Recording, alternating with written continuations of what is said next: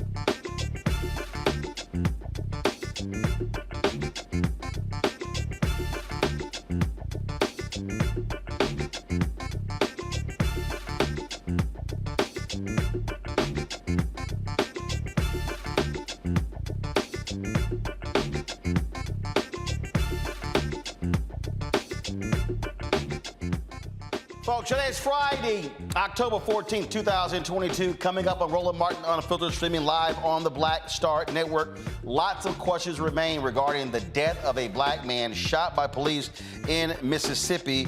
Folks are questioning the police narrative in the death of Jaheim McMillan. His family, they are saying, why did the officer shoot and kill?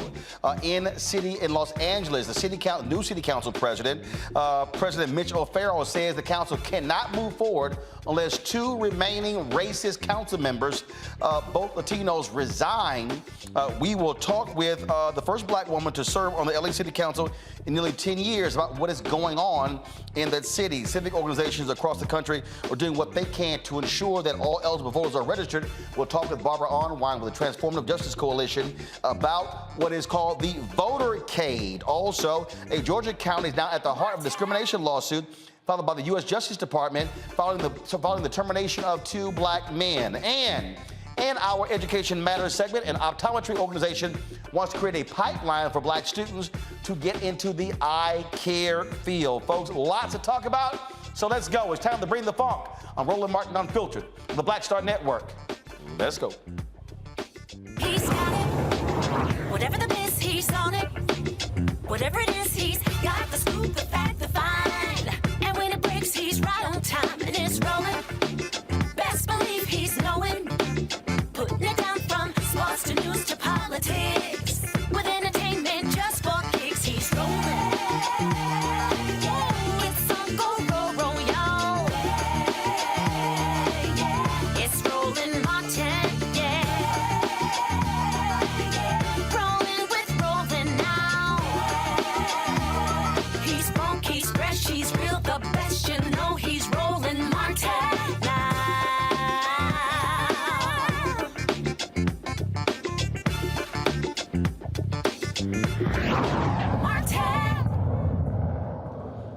All right, folks, conflicting stories out of Gulfport, Mississippi in the shooting of a black teen. Protesters are demanding the body cam footage be released in the shooting death of Jaheim McMillan. Witnesses say the 15-year-old was walking out of a store when a police officer shot him. Police say the teen had a gun.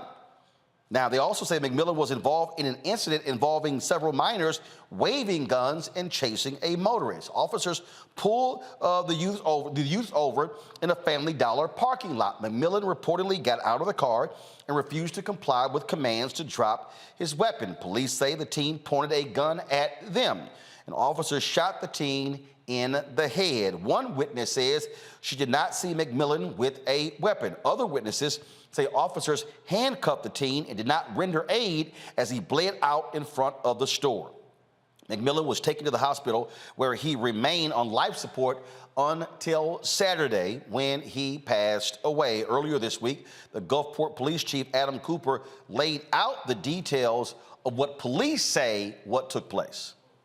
This tragic situation has touched many lives. I understand everybody wants answers on what led up and happened in this deadly encounter.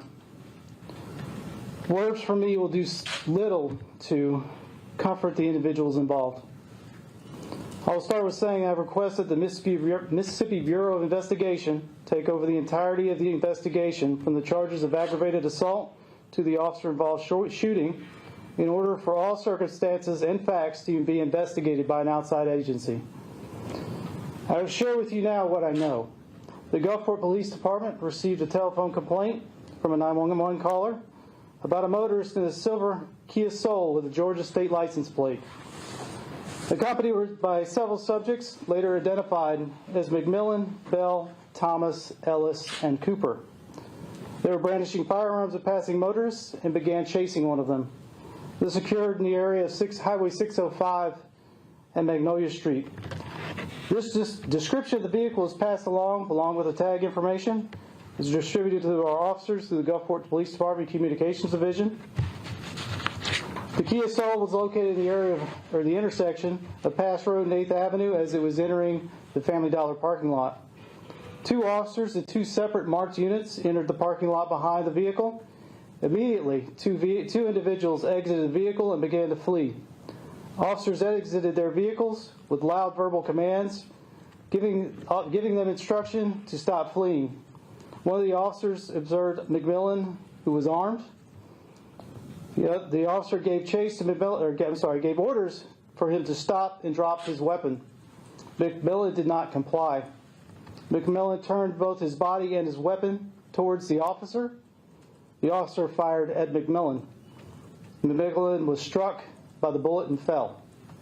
The same officer then turned his attention back to the vehicle. He observed one of the vehicle occupants outside the vehicle and another one exiting. The officer ordered the suspect to the ground, and he complied and laid on the ground. The suspect was later found to have a weapon in his waistband when he was taken into custody. The other individual still in the car was ordered to exit the vehicle and lay on the ground. He also complied and was taken into custody. The suspect that fled north that was pursued by the first officer was tracked down by canines. He was located. He complied, and he was taken into custody. A firearm was found in close proximity to him. McMillan was transported to a local area hospital, suffering from a single gunshot wound, and was later airlifted to an out-of-state hospital. There are lots of stories in traditional and social media on what transpired on October 6th at the Family Dollar at 8th Avenue and Pass Road. Many of them are simply wrong. People are posting and identifying our officer, Lieutenant Brian Watson, as the officer that was involved in this incident, along with the address, photographs of him, his family, and his children. Let me just say this. He has nothing to do with this. He was, in fact, out of state when this occurred. I respect everyone's right to freedom of speech and to protest. This simply is a malicious attack on a family for no reason. And no basis in fact, and these actions are inexcusable. Mississippi law is now clear as of July 1st that the Attorney General's office now has jurisdiction in cases where officers use deadly force. The Gulfport Police Department is cooperating fully with the investigation. The Gulfport Police Department also conducts its own internal investigation to violations of its policy.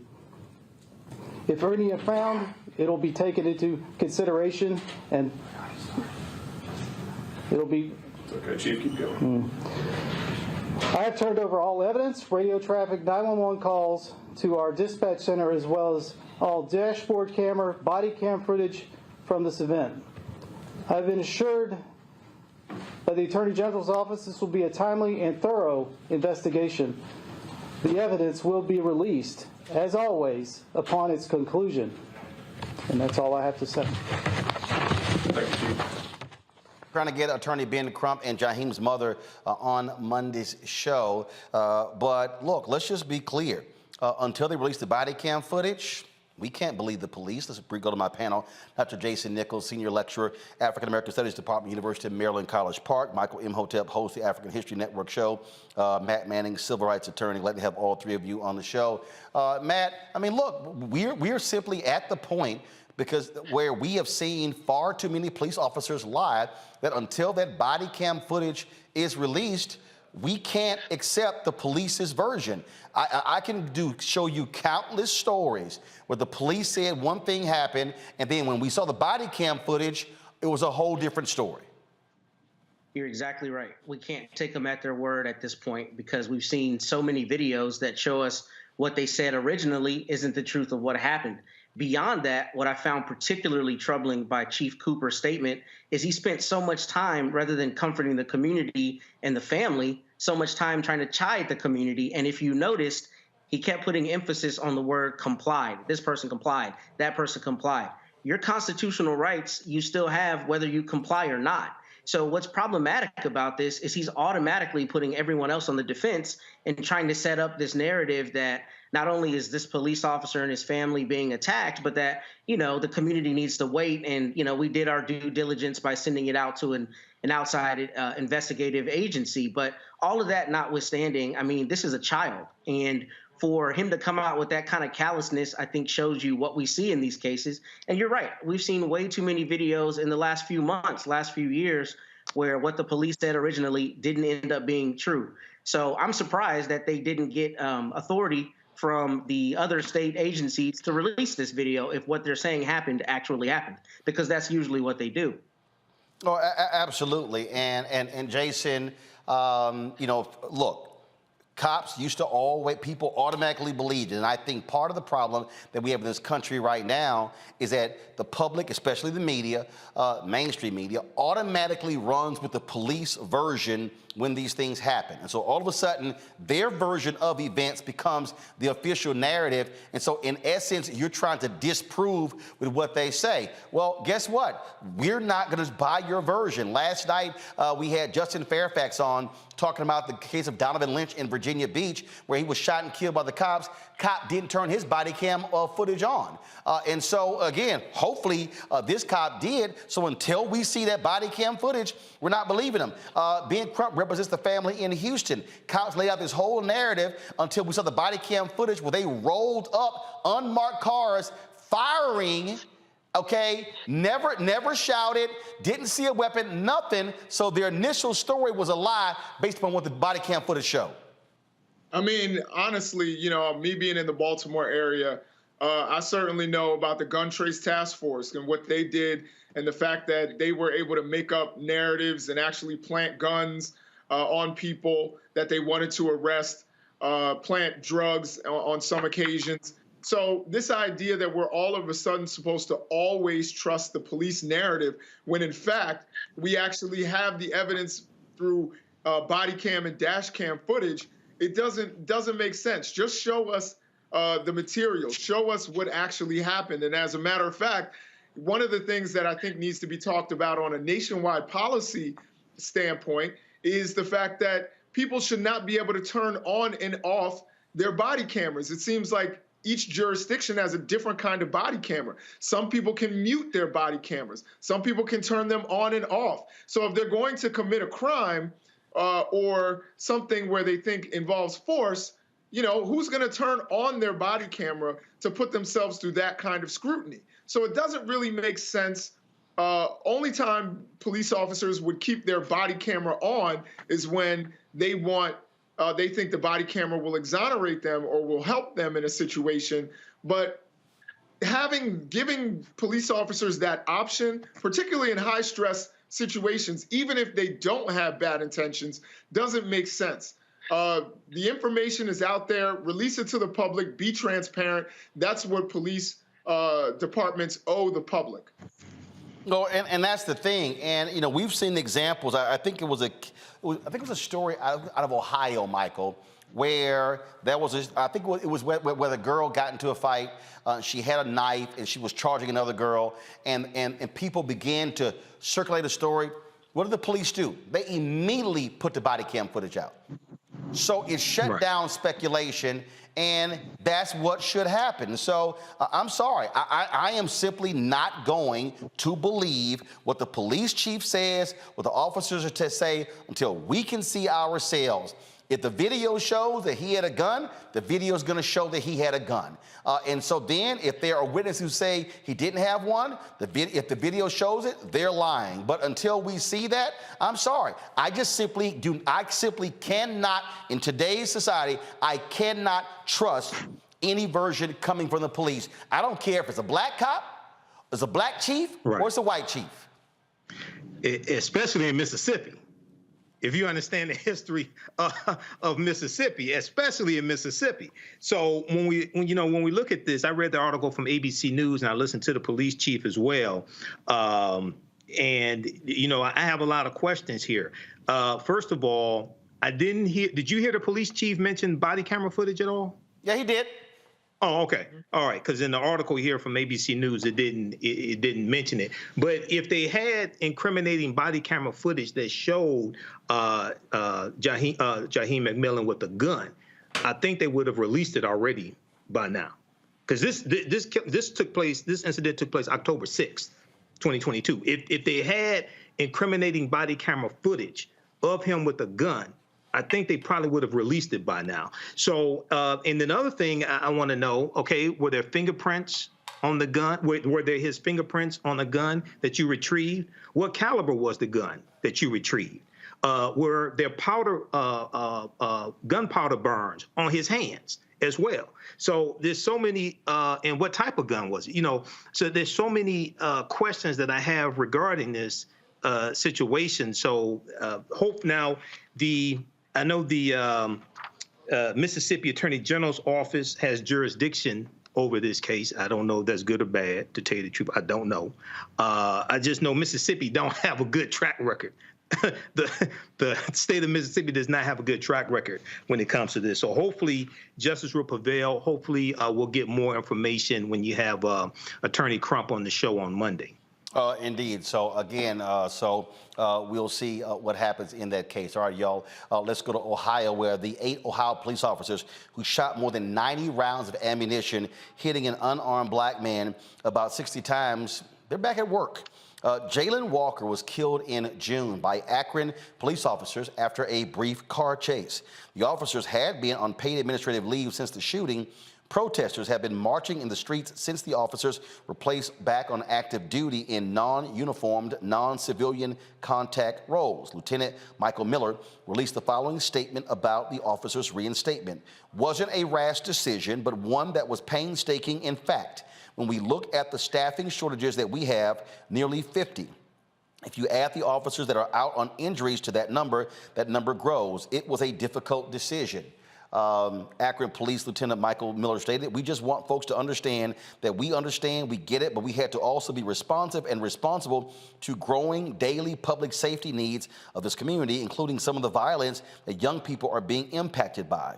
The Walker family attorneys said this about the officers going back to work. The decision to reinstate these officers, even to desk duty, fails to take into account a pending investigation into their actions that culminated in Jayland's brutal shooting and unjustifiable death resulting from a barrage of more than 90 bullets.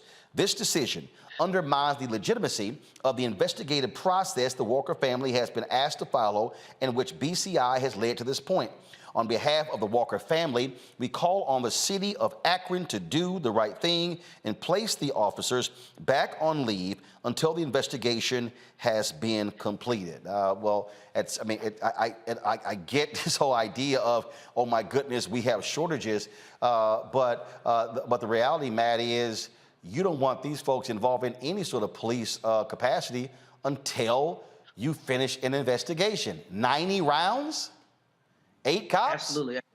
It's absurd. It's absurd. They should not be back on duty in any respect. And this is really stupid because police departments have a lot of civilians who work for them. So most police departments have even civilian investigators. So to say that they couldn't supplement it or find other people to fill roles beyond people who were involved in a very heinous shooting is BS. And I think one of the things that people need to realize is officers have a lot of civil service protection. So what they might not be saying that's truthful is that these officers may be going through a grievance process or some other employment process that allows them to stay on the force and makes it hard for them to fire them. And that's one of the systemic issues that has to be addressed. It's very hard a lot of times for police officers to be fired, even when they do things like this. But I think this is a bad move because it undermines the credibility of any investigation, particularly if the Akron department is involved in investigating itself. There's no way to be assured that these officers are not going to be involved in the investigation, and there's no way to be assured that if a grand jury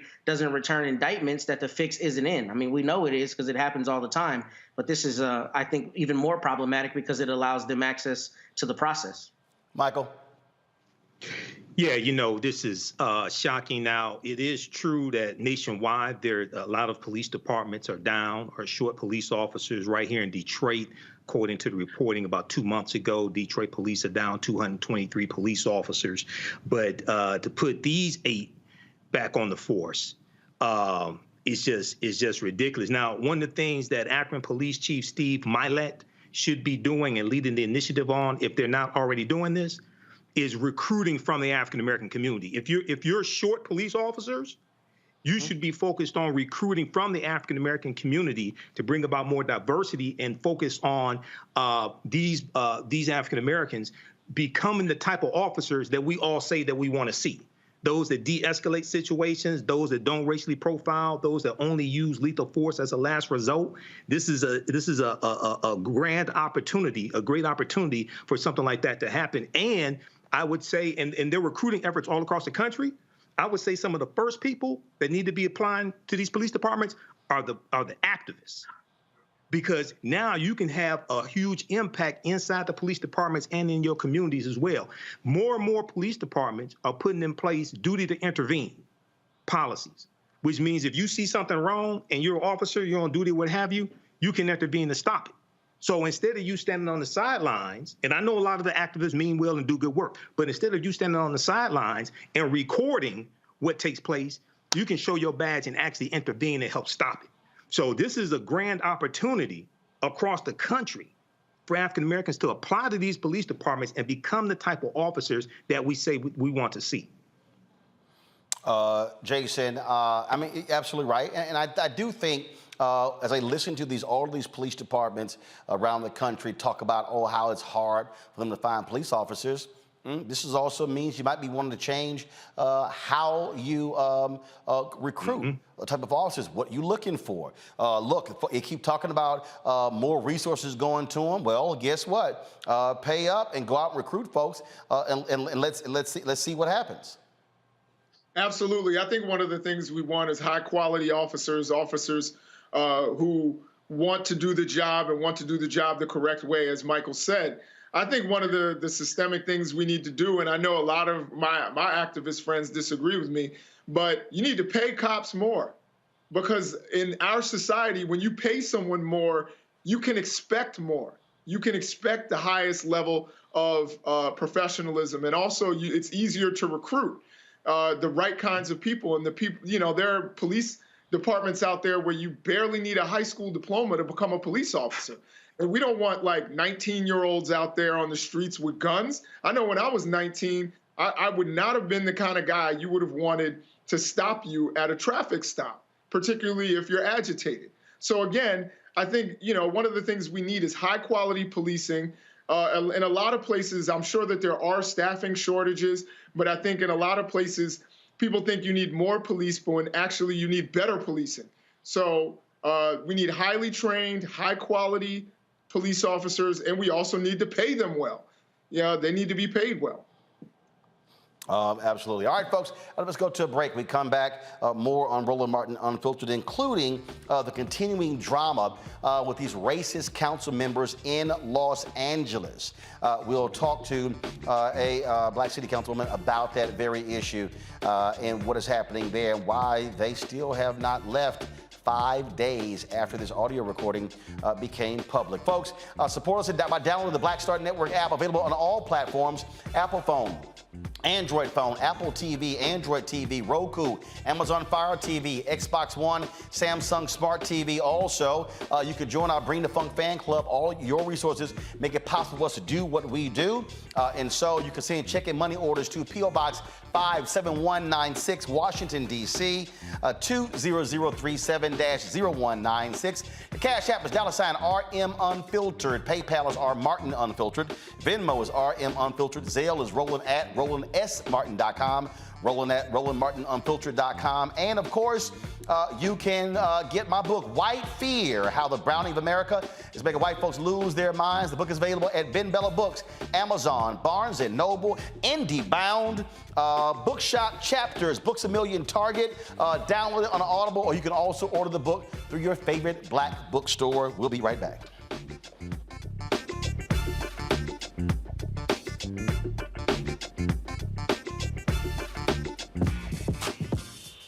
When we invest in ourselves, our glow, our vision, our vibe, we all shine.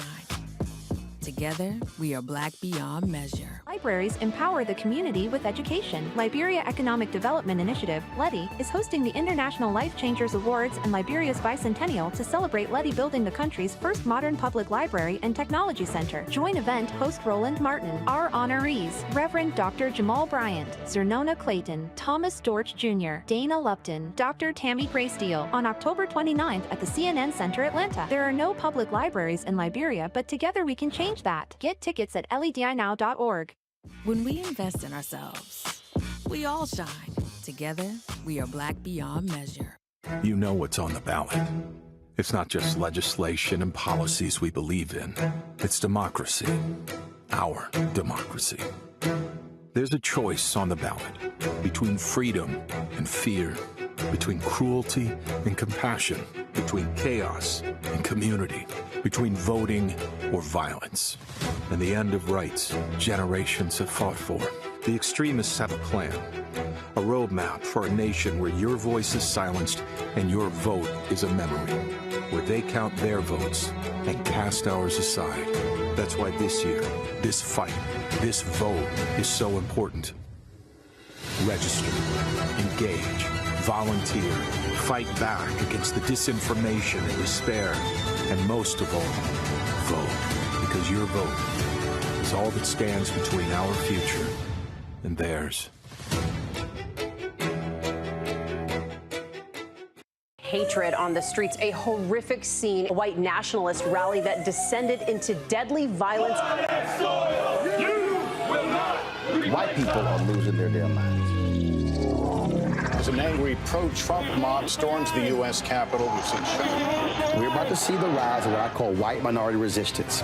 We have seen white folks in this country who simply cannot tolerate black folks voting. I think what we're seeing is the inevitable result of violent denial. This is part of American history. Every time that people of color have made progress, whether real or symbolic, there has been what Carol Anderson at Emory University calls white rage as a backlash. This is the rise of the Proud Boys and the Boogaloo Boys. America, there's going to be more of this. Here's all the Proud Boys, Dave. This country is getting increasingly racist in its behaviors and its attitudes because of the fear of white people. The fear that they're taking our jobs, they're taking our resources, they're taking our women. This is white fear.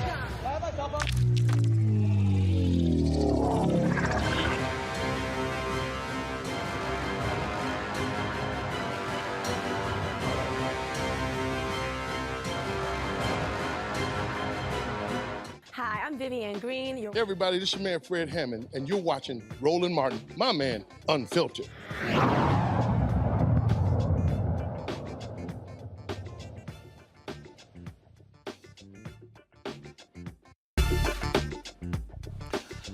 All right, the acting city council president in Los Angeles, Mitch O'Farrell, canceled today's city council meeting because two of its racist members, Kevin De Leon and Gil Cedillo, refused to step down after participating in this racist conversation that was captured and released. The audio was released on Sunday. Now, here is the city council president speaking. Mr. Cedillo and I had a long, very frank conversation yesterday, and he made it really clear that he is taking into consideration the gravity of the moment and what he ultimately is going to need to do. And I can't state what that is right now, but we will continue those conversations. If I felt that there were going to be 2 additional resignations today, I would not have canceled tomorrow's meeting. I just don't see it happening. Well, look, they won't go, but the pressure has to continue. Now, Nuri Martinez, she initially stepped down as city council president. Well, that wasn't good enough. A couple of days later, she was forced out as a city council member. Also, the president of the Los Angeles County American Federation official there, he was a union official. He also was forced out from the union as well. Now, De Leon and Cedillo have not said whether they plan to resign. If both refuse to leave, keep in mind De Leon's term is not up until December 2024. Cedillo's term ends in December. Joining us now is LA Councilwoman Heather Hutt. She's the first black woman to serve on the LA City Council in nearly 10 years. Glad to have you on the show, Councilwoman Hutt. So, I mean, this ain't hard. I mean, there's no way in the world either one of these individuals can have any integrity in terms of staying on the council, and there's no way you and the other council members can go on as business as usual with 2 established racists sitting there participating in city business. That precisely. There's no other words. That is exactly how we feel. How can we conduct business knowing that this is the undertone or the feeling that they express privately? It is very complicated and disheartening. I'm angry, I have to say. Never in my life did I believe that any of those people would just continue for 90 minutes to spew this kind of racist, homophobic statements about something that's near and dear to my heart. The city of Los Angeles, gerrymandering, and children. All of those things are special and should be protected, not spewed and abused. You know, and as I sit here and think about this, you know, what are their constituents saying? I mean, you know, are you seeing their constituents in their districts putting pressure on them? And, you know, because obviously there are organizations that have released statements, but what are the folks who they represent? What are they saying? Very interesting that you asked me that. I went to a roundtable last night in CD1, which is Gil Cedillo's district, with Awaken people, and they are very hurt of being considered less than human. If you listen to the tapes, they talked about them with no shoes on and little people and how did they even get here. They are hurt, disappointed. They have worked for many years to lift these people into leadership roles, and they feel betrayed. And so it was a very deep conversation about healing, but their own people are calling for their resignation, and they won't stop. They said they can't stop. They've gone to offices that are in the field. They've gone to City Hall. They're calling strongly for their resignation. You know, and here's the thing that gets me, this whole idea of, you know, I've got to work hard to regain the trust of the people. We have to have reconciliation. This is real simple. You can do that with your ass not being on the council. That's exactly right. You can do it from grassroots. You have to be able to tell your friends and neighbors and act as you're not a racist, because the actions we've seen are racist. So yes, you can do it, but you can't do it in a leadership role, and you certainly can't do it representing 250,000 people that are in your district. Absolutely. And so now, I cover city council in Fort Worth and other cities as well. So you have different council members who are on committees, who chair committees. Have they been stripped of their committee assignments? Yes, a motion went in. A motion went in, but because we didn't have city council, we could not act on the motion. When we get back to council, we'll be able to act on the motion. But the motions have been written to strip those members from their committees. Gotcha. And so when the council meets as a group officially, then that is going to happen. Correct. Now, Gil, he's up in December de Leon's 2024. Is there any way, based upon the city charter, for council members to be recalled? Or is the only way that they can get out of office, they actually have to resign? They have to resign. The recall can come from the community. It's very timely. A resignation is immediate. And what people are calling for is an immediate resignation. They don't want the long time coming that goes along with a recall and the signatures that it takes and so on. They want these people to be accountable for their racist actions, and they want them to leave now. Gotcha. Well, look, it is important, it is necessary, and surely it has to be also troubling for all the other city council members because you can't get business done while they're there. And also, frankly, there's no conversation. You have nothing to say to me if you're still sitting there and you haven't quit 5 days later. Exactly right. Nothing to say to me either. By the way, I was implicated in those tapes. No one's called me to apologize for implicating me, for considering that I would be any part of a gerrymandering strategy or scheme, especially not against black people. I was born before there was a Civil Rights Act. I've been fighting for this my whole life. I'm here to represent. We need more representation, not less. And if we pay attention to just the segment that you did before I got on, racism is rampant everywhere. And we need to fight it everywhere. Let's actually speak on that, because on those audio tapes, they were saying, oh, yeah, let's go ahead and put her on because we could counter her vote. And so, I mean, they were sitting here with all this maneuvering, and they gave the impression that you're basically a puppet who they can control. It's appalling to me. I'm a black woman. I'm a strong-ass black woman that raised 3 boys by myself. If I was going for the okie doke, I'd still be with my ex-husband. I don't go for the okie doke anywhere. I'm not anybody's pawn, and I'm here to tell everybody that. I'm here to do the work, represent these 250,000 people that agreed that I should be appointed to this position, and I'm here to do the work. I do find that interesting that your name was invoked and not one of them has reached out to you. How about that? That's how I feel too. I'm like, really? You can't call and apologize? Like, if you really thought that I had any value, you wouldn't feel that my feelings are hurt? That I'm in a situation in my community where I have to explain my blackness and my womanness, my patriotism for democracy, because undermining gerrymandering is serious. And that's what you implied that I would do? I have some words that go in the swear jar for that. I'm quite sure. Councilwoman Heather Hutt. Actually, let me do this here. I have just a couple more questions. What has this also done in terms of the city and this Black Latino alliance?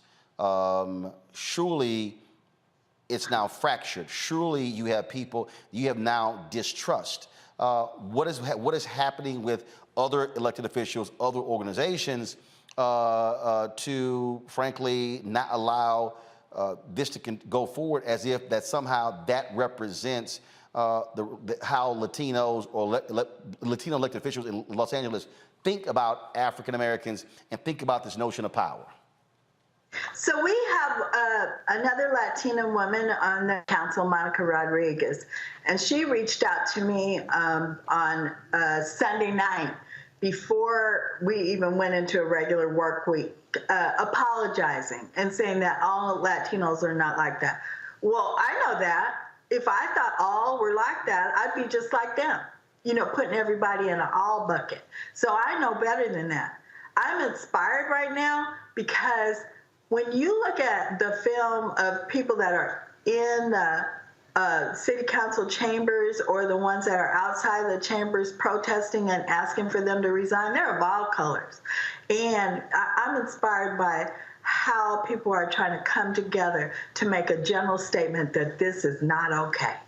And so this is important to know that folks are not saying, oh, yeah, this is who we are. They're saying this is not who we are. This is not okay. They need to go because they do not represent us.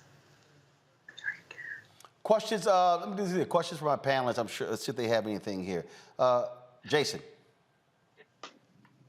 So first of all, thank you for the work that you're doing.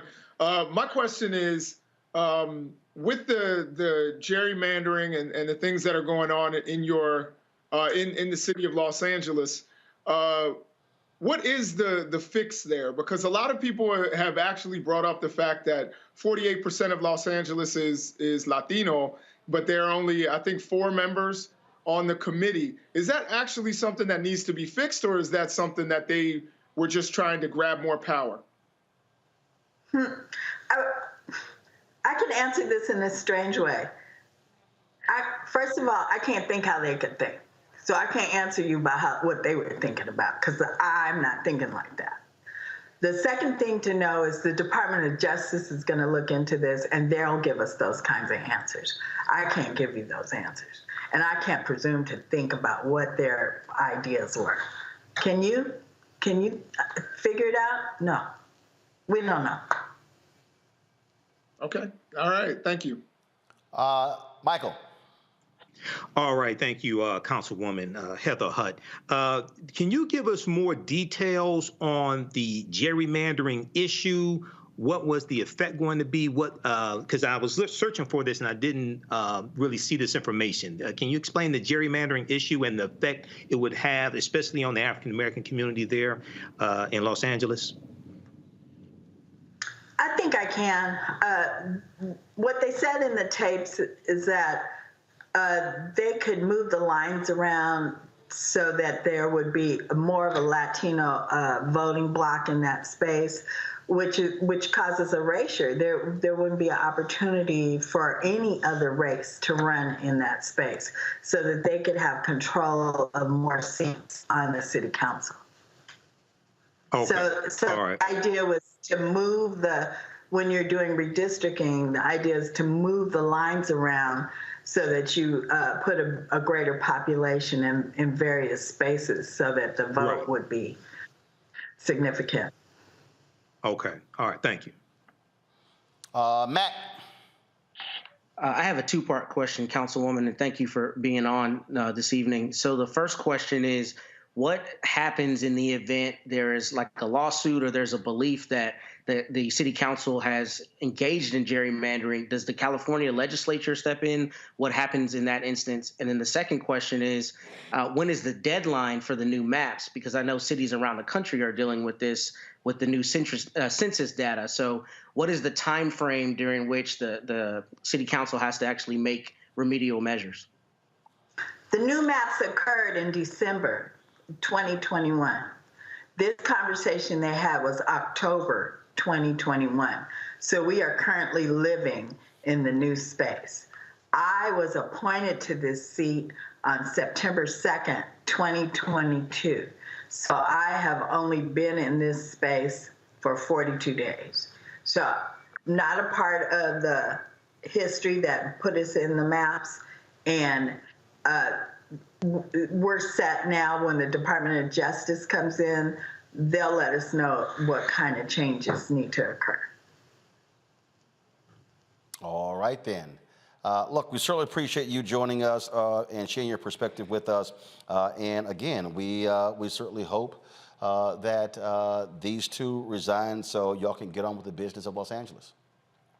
Thank you so much for having me and allowing me to share my story here on Roland Martin. I appreciate being unfiltered. I didn't use a swear jar, though. I wasn't that unfiltered. Oh, well, it's all good. Trust me. We cuss all the time. So I keep telling folk, cussing keep your blood pressure low. Well, I know that's right. Thanks for having me. I appreciate it. Thank you, gentlemen. All right, thanks a lot. All right, y'all. Look, I'm just trying to let you know. All right, look, some folk need to be cussed out. All right, y'all. Gotta go to a break. We'll come back, of course. So we'll show our Black and Missing for the day, and of course more news as well. So a number of things to cover. Hey, folks, do me a favor. I want you to download the Black Star Network app, available on all platforms. Download it right now. You might be watching on YouTube. That's fine, but you still can download the app. Apple phone, Android phone, Apple TV, Android TV, Roku, Amazon Fire TV, Xbox One, Samsung Smart TV, and of course, you can also support us. Your dollars make it possible for us to do what we do, to cover the stories that we cover. On Monday, I'm going to be in Valdosta, Georgia. So Valdosta, we'll be coming your way. I'm in Savannah on Tuesday. So again, we're going to be on the ground there covering the U.S. Senate race between Raphael Warnock and Ed Fool. Then also, of course, the gubernatorial race with Stacey Abrams and that idiot Brian Kemp. And so, again, your dollars make it possible for us to do what we do. Send your check and money orders to P.O. Box 57196, Washington, D.C., 20037-0196. Cash App, $RM Unfiltered. PayPal is R Martin Unfiltered. Venmo is RM Unfiltered. Zelle is Roland at RolandSMartin.com. Roland at RolandMartinUnfiltered.com. You're watching right now on YouTube or Facebook or Twitch or Instagram. Hit the like button, y'all. Hit the share button. YouTube, why y'all tripping? 2,000 folks on, 540 likes. Don't make any sense. How hard to hit the like button? It's not. It's free. Click it and then go comment. Bunch of y'all commented, but you ain't hit the like button. So when I come back from this break, we should be at more than 1,000 likes on YouTube. Got it? So that's right. Y'all got about 2 minutes to hit 500 more likes. Now, get your copy of my book, White Fear, How the Browning of America is Making White Folks Lose Their Minds. Available at bookstores everywhere. You can order it through Ben Bella Books, the publisher, Amazon, Barnes & Noble, IndieBound, Bookshop, Chapters, Books A Million, Target. You can also download it on Audible. And, of course, you can get the book through your favorite Black bookstore. We'll be right back.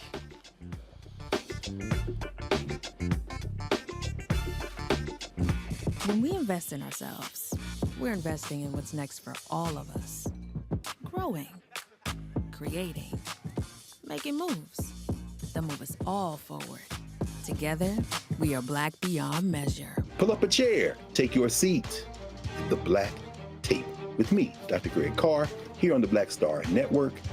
Every week, we'll take a deeper dive into the world we're living in.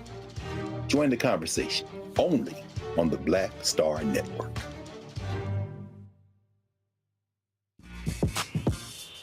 When we invest in ourselves, our glow, our vision, our vibe, we all shine. Together, we are Black beyond measure. It's about us. Everybody all together. We are in sunny South Dallas. The election is coming up. It's super important that folks know who they are voting for, but more importantly, what they are voting for. Y'all, we got the free shirts and free lunch right over here. Freedom is our birthright. No matter what we're up against, we're sending a message in Dallas and Texas and in this country. We won't back down. That's what this bus tour is all about. The housing cost is one of the most capitalized areas that we have found. People who are marginalized, that are brown and Black, we are suffering the most, and I think that we have the biggest vote and the biggest impact in this election. I'm voting for affordable housing, for sure. We should not be paying the cost of a utility failure because our elected officials are too proud to say, we need help. I know that we can bring out our people to vote. It's a part of our birthright. Right. It's a part of our heritage. And surely it's a part of our present and part of our future. That's right. That's what's up. And we won't black down. Forward that message to 5 friends, because in that message, it's got links to how to get registered, how to check your registration status. Like I said, 2:30 we'll start rendezvousing right here on this street. I am voting to let our voice be heard in the rural communities that, hey, we are people too. There are things that we need. Free shirts, free food, and lots of power. We are in Longview, Texas, where Black voters matter, 365. Whatever type of oppression a white supremacist throws our way, we will not back down. We are in relentless pursuit of liberation of our people. Freedom is liberation for black bodies and black communities to make economic change through political power. Freedom is choice. We won't black down. We won't black down. We won't black down, y'all. We won't black down. We won't black down. We won't black down. Hi, everybody. This is Jonathan Nelson. Hi, this is Cheryl Lee Ralph, and you are watching Roland Martin, Unfiltered. I mean, could it be any other way? Really? It's Roland Martin.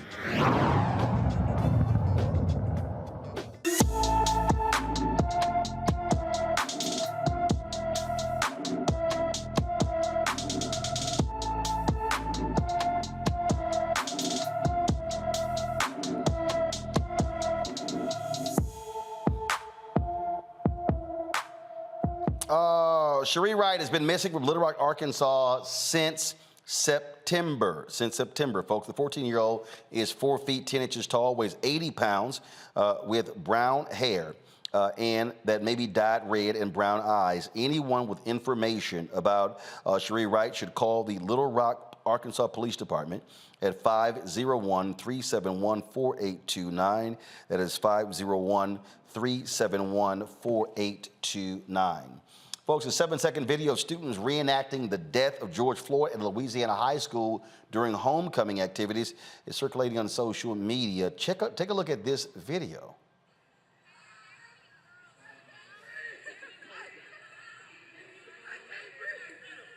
Okay, this took place earlier this week at Rose Pine High School. The student on the floor is reportedly black, and teachers were watching this take place. Principal Joey Bartz posted this statement on Facebook yesterday. We are aware of a video that was posted on social media yesterday showing a group of our students reenacting a very serious and heartbreaking event. The disheartening, unfortunate display was not part of what Rose Pine High School had planned during its homecoming activities, but was enacted by a few students. In no way is this acceptable, nor does it keep with the heart and spirit of what we teach and preach daily. The school is working with all parties involved, including their parents, guardians. We will work tirelessly to educate our students on better choices. After the punitive actions are taken, all we can do is hope and pray that we can learn from the mistakes made and become better human beings. Again, we are deeply sorry for the pain that this has caused, and we know words are never enough, so we will vow to strive to become better through our future actions. With a broken heart, Jay Bartz. Now, we contacted Bartz and the Vernon Parish School Board to invite them on the show. We did not get a response to this. The thing that jumps out at me, Michael, is, okay, the principal talked about punitive action against students. What about the teachers? Yeah, and also I would question, you have to ask the question, okay, what type of culture exists at that school where the students would think something like that would be permissible? And this is one of the reasons why. So, yeah, definitely with the teachers also. But this is one of the reasons why that treatment like that and other treatments that we have seen across the country and in schools and in society in general. This is why people like Dr. Carter G. Woodson, who co-founded the Association for the Study of Negro Life and History and created Negro History Week, which became Black History Month. He said that the history of African Americans needs to be taught in every school across the country, because a lot of the racism that we experience and the bigotry and the way we're treated comes from people not understanding our contributions to this country. okay, and thinking that we're lesser than. And it's acted out when we see displays like that. And the other thing I want to know is, maybe you have this information, Roland, because this is my first time seeing this. Was the African-American student being attacked, or was the African-American student willingly participating? Don't know now? It's only a 7-second video. Only a 7-second video. Okay. So you don't have anything else there. Okay. All right. Yeah, but things like this are disturbing, and you have to wonder, what type of education are these students getting in their homes? See, are they getting like anti-racist information in their homes, or are they getting information in their homes where they think something like this is permissible also? I don't think it's hard to actually answer that question. Jason, I don't think that's a hard question to answer. Yeah, no, I don't think that's difficult to answer at all. I think actually what Michael is saying, the opposite is happening. Now they're trying to ban books by Black authors that talk about Black experiences. They're trying to take any education that has to do with racism and racial oppression out of the curriculum. So we're seeing actually a backlash against things that make students better citizens, whatever background or race they come from. And, I just have to say it. I think everybody's probably thinking this, is the young Black man. I know I would be so disappointed in my son that he went along with what was going on there. I don't know that he knew the knee was coming, but even the police thing where they got him on the ground, I would be really frustrated with my son for even going along with that. And I don't know what activity was happening there, but I think the first person I would want to talk to is the young Black man, and so that he understands that playing along and pretending to be a criminal and pretending to be on the ground while you're being arrested at your high school is not acceptable. So I think that's one of the things that frustrates me with seeing this video.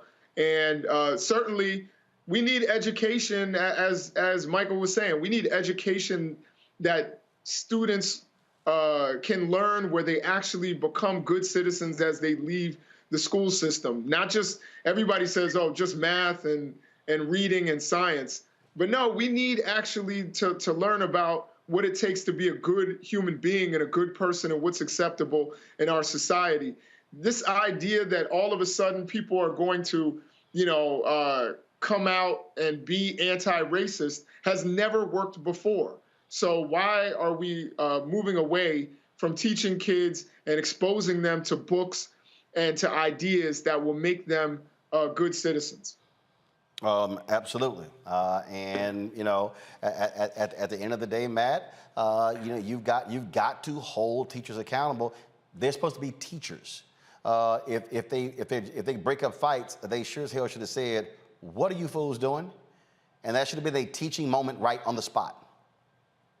That's absolutely right. They should fire the teachers because it's indefensible. There's literally nothing the teachers can say that makes this remotely okay. They should punish the students harshly. But I kind of want to take a little different tack than Michael and Jason. I think both of them are right. I don't think they said anything wrong. But I think this is a direct result of what we've seen fomented since the presidency of Donald Trump. People are bolder, and they're finding ways every day to devalue simple things that show inhumanity. I mean, George Floyd's life and his life being stolen from him was broadcast across the world and started protests across the world. So the idea that these kids don't know the gravity of this is just, it's beyond me. I can't think of anybody that has a conscience that would do something like this. And I think we do need anti-racist education and all of that, but I think we also need to recognize that some people are depraved, and this is exactly what has been capitalized upon by particularly white supremacists in this age. So this doesn't surprise me, and I think the only way to respond to this is to have extremely harsh measures, primarily on the teachers because they're the adults in the situation. But schools punish kids all the time for considerably lesser things with very draconian punishments. So this might be a circumstance where they need to expel these kids to make the statement that we will not allow anything like this to take place on campus, and if it does, there's going to be a very harsh punishment. Oh, absolutely. That's exactly what should happen. And again, you expect leadership from teachers. That's what should be happening there. I saw this story here I thought, well, actually, I'll do this in a second. I'm going to do this in a second. Because you want to talk about being stupid. Wait till I show you where the president of iHeartRadio in Atlanta got fired for using the N-word, and a black employee was in the car. Wait till I show y'all that particular story. And so we're going to break that thing down. All right, y'all, let's go to our next story, and that is we're talking about the election and what is happening in this country. What we're seeing is we're seeing now the focus. We're reaching in different states where the deadline to register to vote is coming. So some deadlines have passed. Early voting, like for instance in Georgia, starts on Monday. And so that's what's happening right now. And so what we're looking at really is the effort to protect the vote. Already, Republicans have been gearing up since Donald Trump lost, calling this the big lie and all sort of crap like that. But what they are doing is looking at targeting people, trying to get votes thrown out. They understand the margins. Remember, 2020, Biden-Harris wins Georgia by 11,000 votes. And so if they can throw out 5, 10, 15, 20,000 votes, that could be the margin of victory for Brian Kemp in the governor's race in Georgia, for Herschel Walker in the race against incumbent Senator Raphael Warnock, and the same thing in other states as well. Transformative Justice Coalition, they are one of the groups out there who is on the ground trying to protect folks right to the ballot box, offering assistance as well. And so we want to show this here, of course. This is information here that they are working on. They have what is called a community votercade taking place on Saturday, October 15th. And you see the flyer, it says, bring your cars and join the national votercade as we drive through Washington, D.C. to rally community and voter education, free food, music, voter registration information, and a banned book giveaways beginning at 9 a.m. At the Covenant Baptist United Church of Christ in Washington, D.C.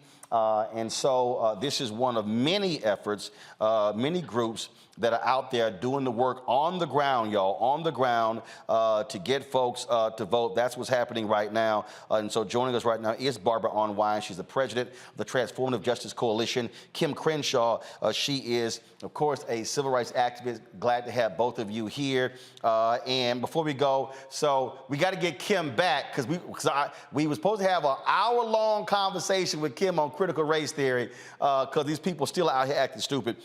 But we'll do that another time. But right now, we're going to talk about this here.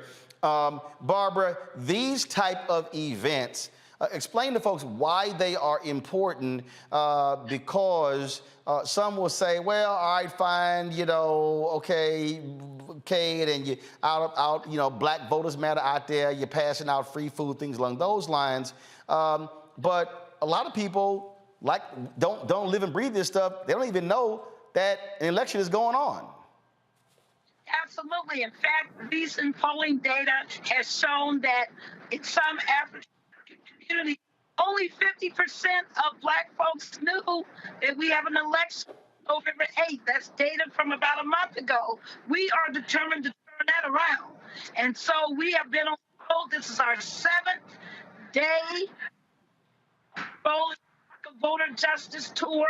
We started in Minneapolis. And we are now heading to Washington, D.C. We've been in 7 states and 14 different cities. It's time to vote. And unlike the past where people have done these tours, we've also brought along the banned books.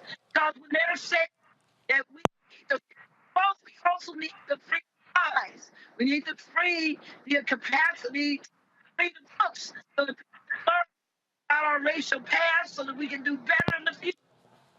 It's so imperative that every person who is capable of registering to vote do so and that they actually vote.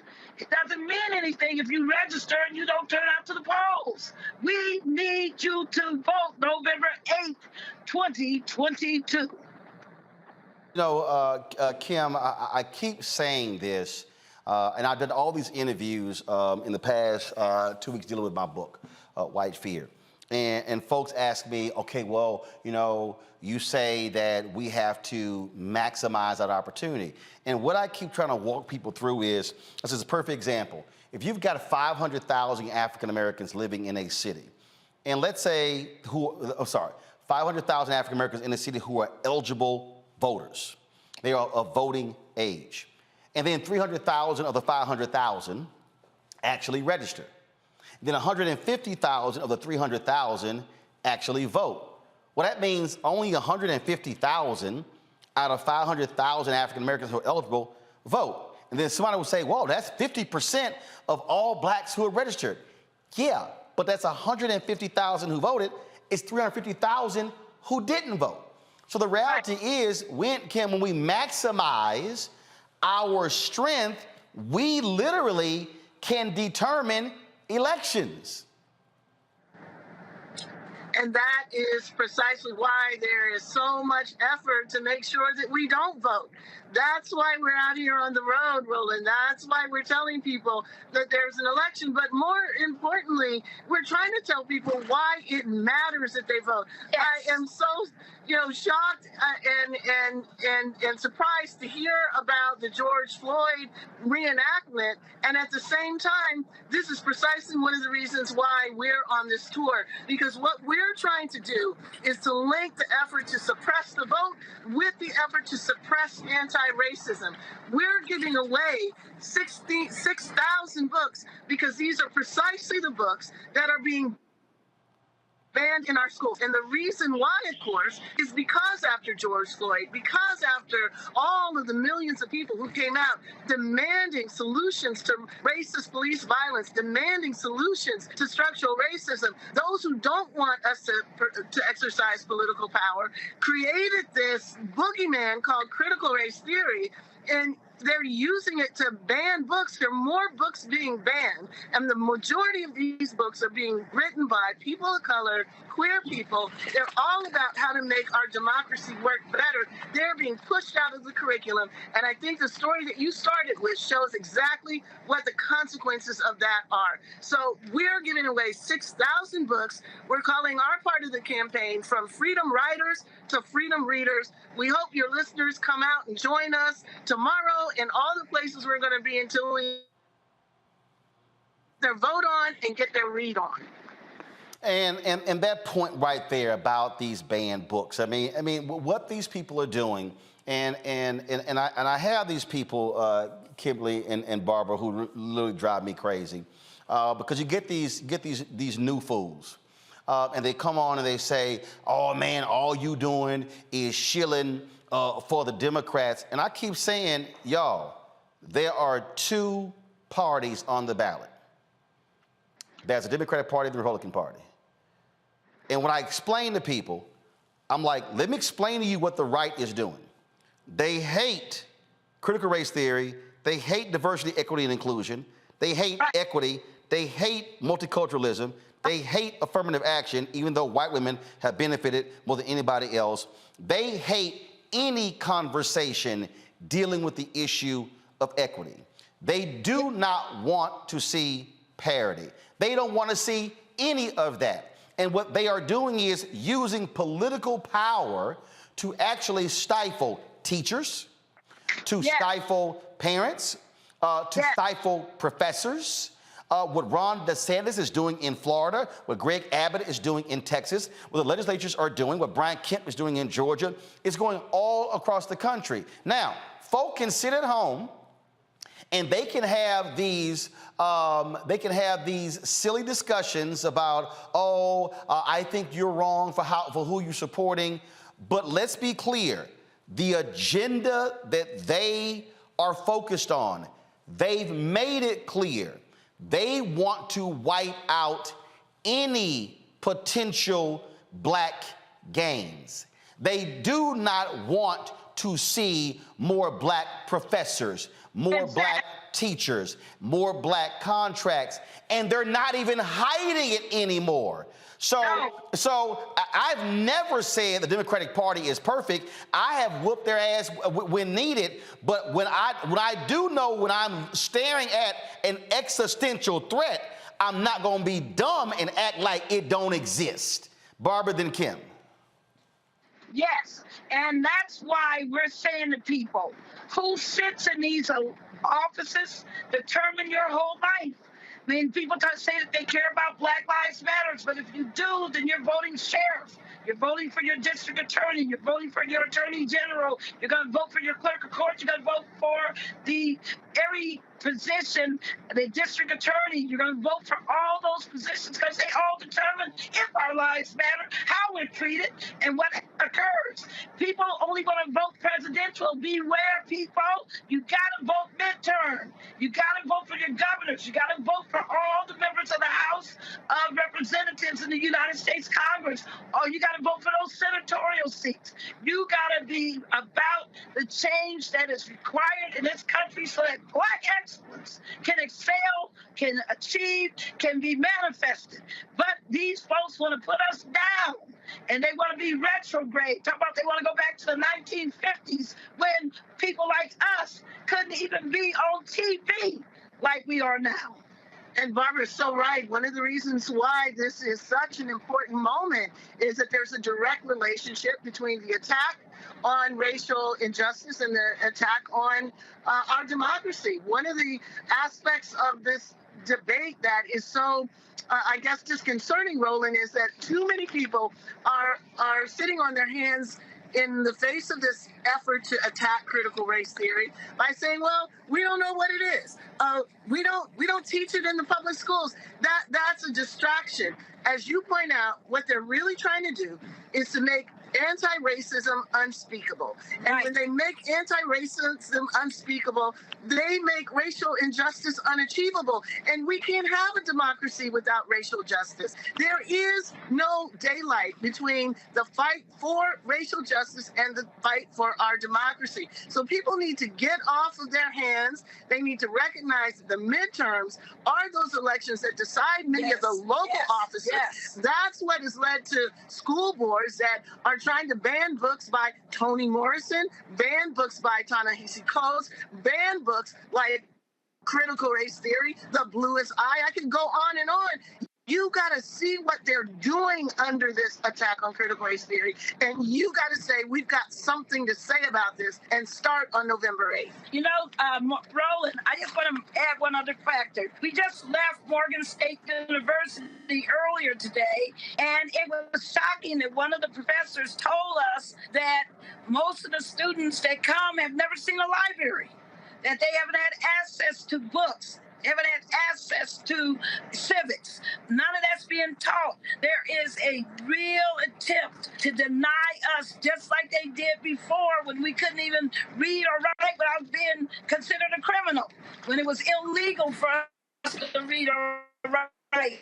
Now they want to control what we read or write, and we won't have it. Not going to have it. Let me go to my panelists. Let's see here. Jason, you first. First of all, it's an honor to meet y'all, or it's an honor to talk to y'all. What do you think can be done specifically outside of voting? Because I know a lot of people who say, you know, votes are one thing, but in order to hold our elected officials accountable, what can we do when there isn't an election ahead of us?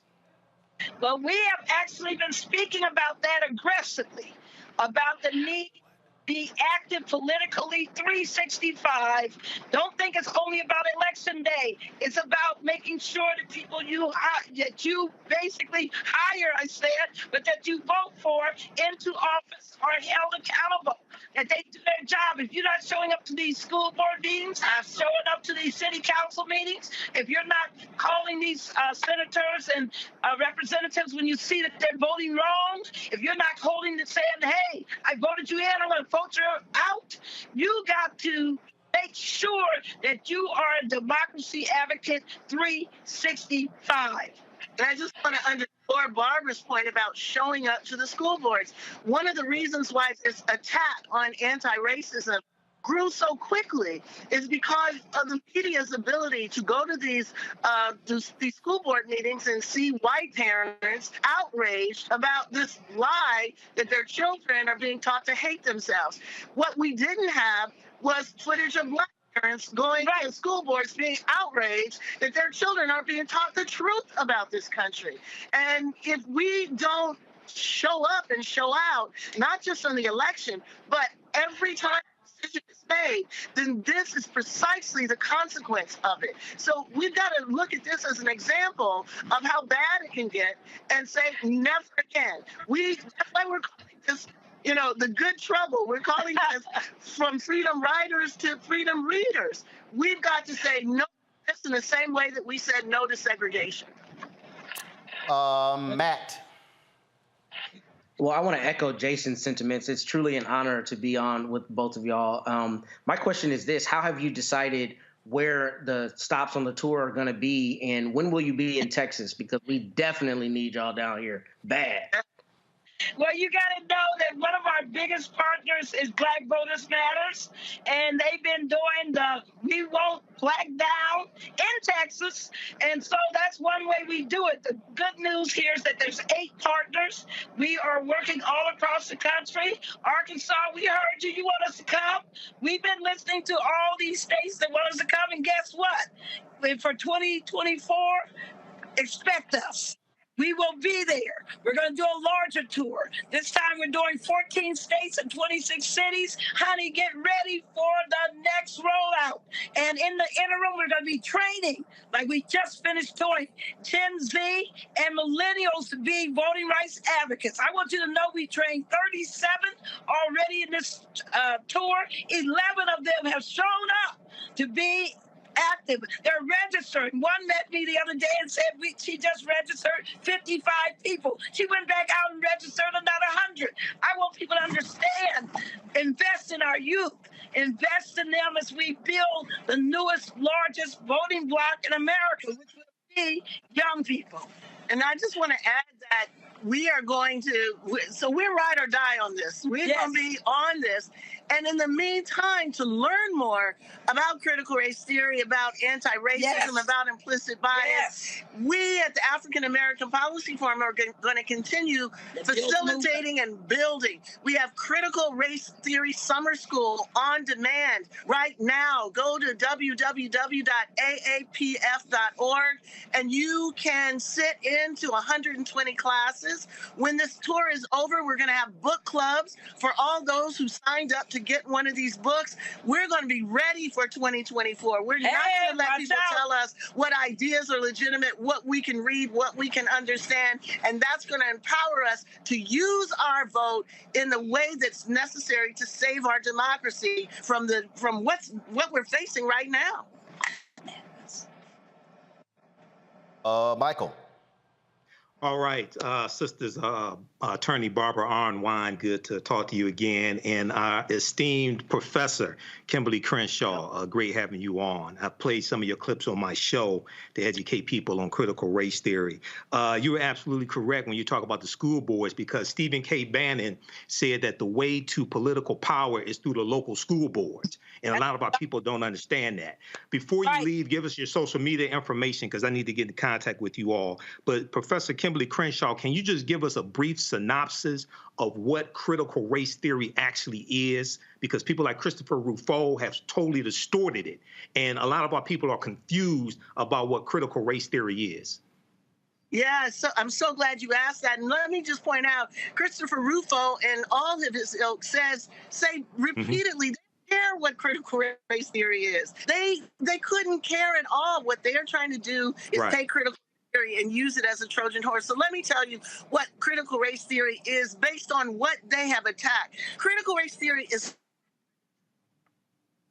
practice, is a way of understanding what racial inequality in our country so long after the end of the civil rights movement. Why do our neighborhoods look the way they do? Why is there such a wealth gap? Why is there such a health gap? And so critical race theory pays attention to the ways that racial inequality is embedded in the structures of our institutions, in the everyday functioning. It is the way in which we have to acknowledge and recognize that we still have to give our kids the talk. Why?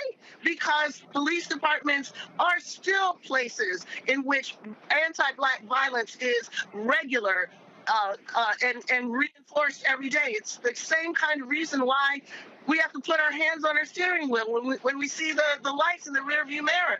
This is the recognition that race still shapes life in profound ways, and colorblindness is simply a way to erase it, to make it unnameable, and not the legacy of everything we fought for unspeakable. So I now tell people, if you want to know what critical race theory is, look at what they're going after.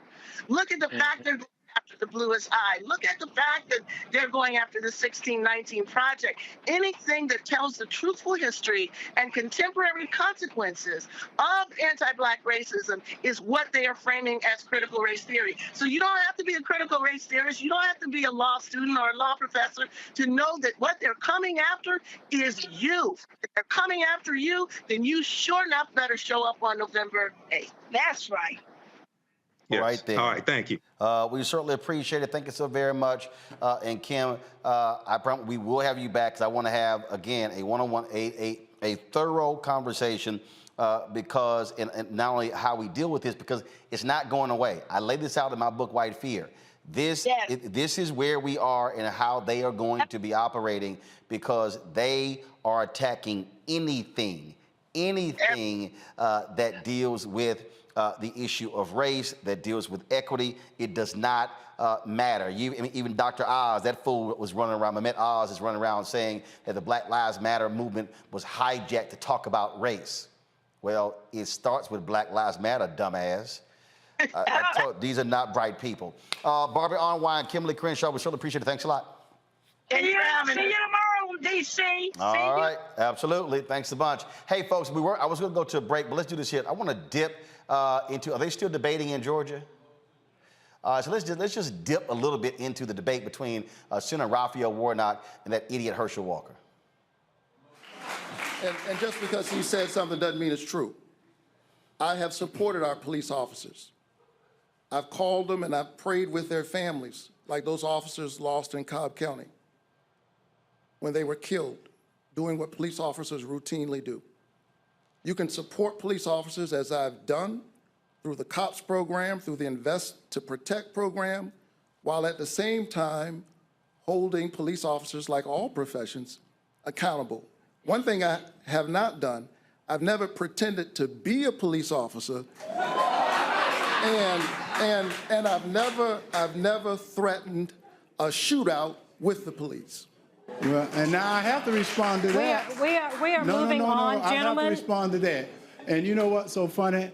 I am with many police officers, and at the same time, Mr. Walker, Mr. Walker, excuse me, Mr. Walker. Please, out of respect, I need to let you know, Mr. Walker, you are very well aware of the rules tonight. Yes. And you have a prop. Yes. That is not allowed, sir. Yes. I ask you to put that prop away. Well, it's not a prop. This is real. And he said, I have a problem. I never worked with law enforcement. It is considered a prop, Mr. Walker. Yes. Excuse me, sir. Yes. You're very well aware of the rules, aren't you? Well, aren't you aware of the rules? He brought up the truth. Let's talk about the truth. Thank you for putting that prop away. And as a matter of fact, we still have a lot to get to, and we are not going to continue this. We're going to follow up with a question, and this is according to the CDC. Homicide is the leading cause of death for African-American youth. Mr. Walker, in 30 seconds, why do you believe this is happening? And what would you do to stop it? Well, what I would do is hold people accountable, which is Senator Warnock not doing. Believing in no cash bail, no accountability, that is a problem. People must be accountable for their action. And the truth lies with Senator Warnock, because he said he was going to Washington to represent Georgia. He went to Washington to represent Joe Biden. That's the reason we're in the mess we're in today, because he represents Joe Biden and not the truth for Georgia. Senator Warnock, this follow-up for you. Same question. What do you believe homicides among African-American youth is growing? Why are those homicides growing, sir? And how do we stop it? Well, it's heartbreaking. And I've seen this up close as a pastor. I've presided over some of these funerals. I've met with young people. And we have to have rules and laws in the society, which I support and I've invested in as a legislator. At the same time, we have to create opportunity. There's no sickness like the loss of hope. When people lose hope, when they doubt that their life can be any longer or that they can dream of something bigger than the street they live on, a lot of things can happen. I grew up in one of those neighborhoods, but I had a nurturing family, and I benefited from good federal public policy, like the Head Start program, like Upward Bound, like Pell Grants and low-interest student loans. And to invest in our children is to invest in our best resource. Senator Warnock, thank you. We are moving on, gentlemen, to the next question. And this topic is about personal integrity. Buck? We're going to shift gears a little bit here. Senator Warnock, in 2020, you tweeted this: unemployment benefits have expired, rent is due, and many Georgia families are at risk of eviction. My opponents are supposed to be serving the people in Washington, but they are clearly concerned with their own interests. Well, recent published reports talk about a property that your church owns, Columbia Towers at MLK Village in Atlanta. It's a home for the disadvantaged. At least a dozen lawsuits have been filed by residents evicted for not being able to pay their rent. Some of the outstanding balances are less than $30. As someone who receives more than $7,000 a month for a housing allowance from Ebenezer Baptist Church, how do you explain this to Georgia voters who are struggling currently to make ends meet? Well, let me say that serving in the United States Senate and continuing to serve my church is the honor of my life. And it gives me a lens through which to do the work that I'm doing. But here's why you know I'm running against a desperate candidate. Anytime a candidate would stoop to the level of trying to sully the name, he and his allies, to sully the name of Martin Luther King Jr.'s church and John Lewis's church, you know that's a desperate candidate. Let me tell you about my church. My church is a Matthew 25 church. We spend every week, every day feeding the hungry and the homeless. They know that those false charges that they've created are not true. We stand up for poor people every single day, and I ran for the Senate to do at a policy level what we do at a local level every single day. I'm not going to be distracted by him and his allies. My people know the truth. They know the work we do every single day, and I couldn't be prouder of them. Proud to represent the Senate and proud to serve Ebenezer Baptist Church. So just to clarify, your position is that the allegations in these lawsuits are not true? I am saying that it is very obvious that my opponent and his allies are busy trying to sully Ebenezer Baptist Church. Now you see the problem with the truth.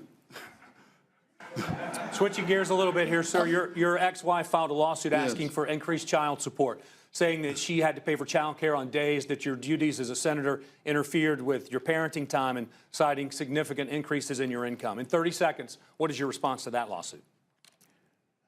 Listen, I went through a divorce, like a lot of people. And while that was a painful period, what came out of that was two amazing children that I just talked to before I came on this stage. And my children know that I am with them and for them, and that I support them in every single way that a father does. Thank you, Senator Warnock. Now to you, Mr. Walker. Recent ads have highlighted allegations of past domestic violence. They've raised questions about how transparent you've been as far as your resume. In 1 minute, how do you respond to voters who question your integrity, both personally and professionally? First of all, I've been very transparent, and I'm not ashamed to admit it. And I say I had a mental problem, and I'll be a champion for mental health, because so many people suffer from mental health. But to have people like Senator Warnock that demonize mental health, when I want to tell everyone out there, you can get help. Don't listen to Senator Warnock and his people. You can get help. All you got to do is ask. All you got to do is ask. But the problem with the truth, you just saw it. You just saw it, because he won't answer that about evicting the people from the church. And I told him I will pay I'll pay their salary. You're evicting them right now during these hard times. We have not evicted. We have not evicted those tenants. I didn't write the article. I didn't write the article. And most of the people out there steal my time. I'm okay with the discussion. If you start talking over each other, we have to move forward. We have not evicted the tenants. I can speak, Senator. And he should take that money and pay it back to the veterans that he exploited while pretending to run that too. And see, you can tell that he's not desperate, because if he had read in that thing, he would have saw that I had nothing to do with that. But he is so desperate right now, and he really wants that seat. He's now telling you, I didn't evict anyone. It is written in the paper. I didn't do this. Well, Senator, you did. And it's okay to speak the truth. Do not bear false witness, Senator. Do not bear false witness.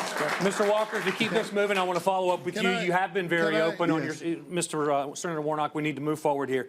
You have been very open about your struggles with mental illness, and you even wrote a book about your diagnosis of dissociative identity disorder. We recently asked if you were still receiving treatment, and this is what you had to say. No, that's all done, and you don't need to, and that's why I tell people. I think one thing I told people is I've been open about it, and I was open about it, 14 years ago. Mr. Walker, in 30 seconds, can you clarify this? Are you saying you no longer have dissociative identity disorder, or is this something that you continue to this day to manage? No, you don't have to have treatment for it. And I encourage people to continue to talk to people. I talk to my pastors. And I continue to get help if I need help. But I don't need any help. I'm doing well. But that's the reason why I tell anyone out there that is suffering from any type of mental illness, you can get help. All you got to do is ask. And I will always, always be a champion for mental health. And just to clarify, how can Georgia voters, though, be assured that this will not impact your ability to lead if elected? Because I'm ready to lead today. I'm ready to vote with the Georgia voters, whereas Senator Warnock has voted with Joe Biden 96% of the time. I'm ready to vote with the Georgia voters today. Thank you, gentlemen. We'll move on to our next topic. Tina? And that topic, gentlemen, is health insurance. Georgia is one of 12 states that have not accepted federal funding to expand Medicaid under affordable. Georgia, there's no way in hell y'all could even remotely think about voting for that fool Herschel Walker. Matt, Jason, and Michael, I'm looking at comments on social. I'm looking at, that is absolutely one of the dumbest people I have ever seen stand before the public to want to be a United States senator. Who am I going to start with first? Well, you can start with me, Roland. Fine, go ahead. Well, see, you got to understand Georgia. And the white people in Georgia that support Brian Kemp, that support Donald Trump, this is the type of Negro they like. Dana Loesch, how do you pronounce her name? Lash. She said, Dana Lash said she doesn't care basically what he did. He could abort baby eagles or what have you. This is about raw naked power. This is what these white supremacists want. They want a dumb Negro who they can tell what to do, and he'll go vote the way that they want. They want to take back control of the Senate. They want to take back control of the House, shut all this stuff down, all these policies that have been beneficial to African Americans. And they want to stop any more of Biden's nominations to the U.S. Supreme Court, as well as the federal bench. This is about raw naked power. They don't care how dumb the Negro is, as long as he does what they tell him to do. That's what they want. Matt? I think Michael's 100% right, but this is exactly why people have to not only go out and vote, they have to understand the issues and understand who they're voting for. What's so terrifying about this is there are going to be a lot of people who are going to see Herschel Walker and they're going to vote because they remember his football glory days. I mean, he's obviously not competent, and to me, to be a senator, and this is a question of basic competence, but that's exactly the fear, and I think Michael's right. I mean, what we're seeing is them beating this drum. If you notice in most of his answers, all he did was try to link Pastor Warnock to Joe Biden, right? And that's what we're seeing around the country. It's just the same messaging that you can't trust Democrats, you can't just trust Joe Biden. And I mean, I understand that Herschel Walker's children, or at least one of his children, came out and said that he hasn't been honest about his past and a number of different things. So this is troubling. It's troubling that he has even any kind of momentum, and I'm hoping that the voters in Georgia do the right thing. Jason, at the end of the day, turn out. If more folk who like Walker turn out, Warnock loses. And again, the other issue is this here. There's a third candidate who's running, and so right now the polls are showing Warnock 46-43. This is actually looking like it's headed to a runoff. So we might have a repeat of 2020. I think this is going to be a really tight race. Herschel Walker is not the smartest guy in the world. I still think he and Tommy Tuberville would have a close one in an IQ contest. But I would say that Herschel Walker here, the thing that I'm most afraid of is the way that they talked about character, glossed over the things that Herschel Walker has done. He put a gun to a woman's head, and nobody talked about that. He actually did say, I want to shoot out with the police, in a domestic violence situation, but the police redacted it because he's a football hero. Like, these are the things that people aren't talking about. And the media, the mainstream media focused only on this abortion story, which to me was a pretty small story. And I know it showed his hypocrisy, but putting a gun to a woman's head is a bigger story. The fact that he has a history of domestic violence, the fact that he has 4 children and didn't raise any of them. You know what I mean? And he says he talks to his pastors. What are they talking about? That's my question. What are you talking to your pastors about if you have 4 kids by 4 different women and didn't raise any of them, weren't there for any of them, to the point where your super right-wing son comes out against you and says that you're a fraud? It frustrated me. I think that they went in harder on Warnock's, situation with his ex-wife, which to me, and be mad at me if you want, that sounds like a lot of divorces I've heard. It doesn't sound like he put a gun to anybody's head or did something violent. And, when you leave town, you leave your kids with a babysitter. That makes sense. But they focused more on that than they focused on all of the things that are called into question with Herschel Walker's character. And that's what terrifies me about this race, is how it's being covered, how they did not go after him or hold him accountable. Even when they showed that clip, they didn't hold him accountable for saying, oh, no, I'm cured. He sounds like Kanye West. And I think it's ridiculous. You're absolutely right. And that was the thing, Matt, as I watched that, it was a horrible question. And they should have said, no, it was so like, yeah, you had some issues in the past with your wife. No, it should have been, your ex-wife said you put a gun to her head. I mean, they should have walked through that and had him answer that. So I don't understand, in terms of what that rationale was. But yeah, it was like they were more in depth talking about Warnock, you paying more in child support, opposed to this fool who literally, and then you have one of his own children who said, yeah, my daddy abused my wife. Abused my mother. Yeah, absolutely. I mean, I think Jason hit the nail on the head with everything he said. I mean, the fact that the media is glossing over that and that was glossed over in those questions, and that just like Tommy Tuberville, that there's being any credence being given to Herschel Walker when he's not a serious candidate for, the United States Senate, it's terrifying. And it's terrifying that the race is as close as it is. I mean, his support should be in the teens. Somebody recently wrote about how, I can't think of his name, but he recently wrote about how celebrities don't need to become politicians, and how when we glorify celebrities, sometimes we empower them to do things they are not qualified to do. This is example number 1 for that. He should not be in a realistic race for United States Senate, but the fact that he's that close in the polling is terrifying, because that shows you that people are looking at Herschel Walker, the guy they remember who ran the football, and not Herschel Walker, whose serious character flaws absolutely do not qualify him to hold public office, let alone the United States Senate. Absolutely. Folks, a couple other stories here. Former Louisville Metro police officer has pled guilty to roughing up protesters in 2020. Katie Cruz admitted in federal court to violating an individual's right by using excessive force during the Breonna Taylor protest. Cruz's actions led to escalations in clashes between officers and protesters, causing the death of West End barbecue owner David McAtee. She confessed to shooting an individual with a pepper ball while that individual was standing on private property, not posing a threat.